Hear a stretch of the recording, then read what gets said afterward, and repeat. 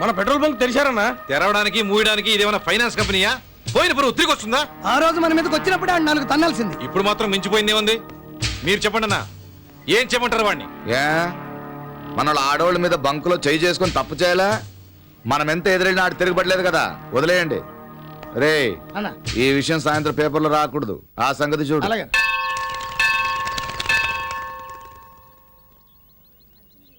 అమ్మా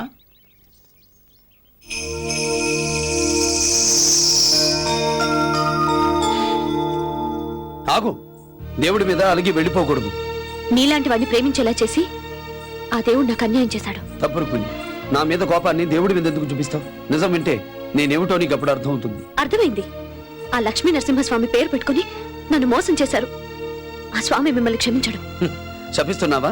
నాకు ఆ శక్తి ఉంటే మిమ్మల్ని కూడా రాయించేసేదాన్ని. నేను చెప్పేది అసలు వినవా? ఏం చెప్తారు? ఆ ధర్మభిక్షం దగ్గర లంచం తీసుకోలేదని చెప్తారు.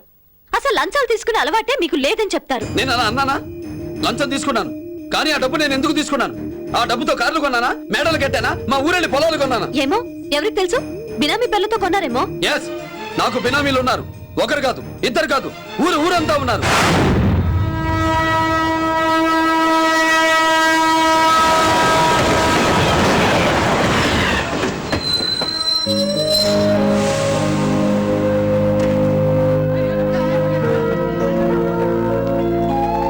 స్వామి,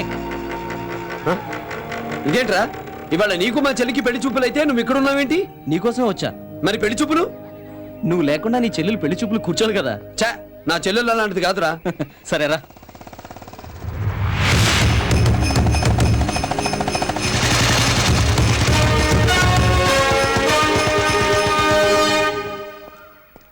ఏంటన్నా నువ్వు వచ్చావు? నువ్వు రాందే నీ చెల్లెలు పెళ్లి చూపుల్లో కూర్చోనని మొండికేసి కూర్చుందిరా.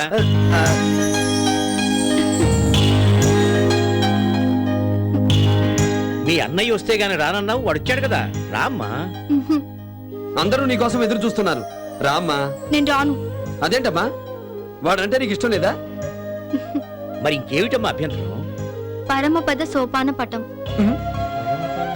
ఆయన పరమపద సోపాన పటం ఆడి పాము నోట్లో పడకుండా అన్ని నిచ్చెనలు ఎక్కితేనే చేసుకుంటాను. ఏమిటే, ఇంకా నువ్వు చిన్నపిల్లవనుకుంటున్నావా? అన్నయ్య వైకుంఠపాలి ఆడి అన్ని నిచ్చెనలు ఎక్కితేనే కదా IPS పాస్ అయ్యాడు. నేను కూడా 10th ఇంటర్ వైకుంఠపాలిలో గెలిచే కదా పాస్ అయ్యాను. ఇంత దూరం వచ్చి మధు నా ఫ్రెండే కదా, ఏమీ అనుకోడు. రండి.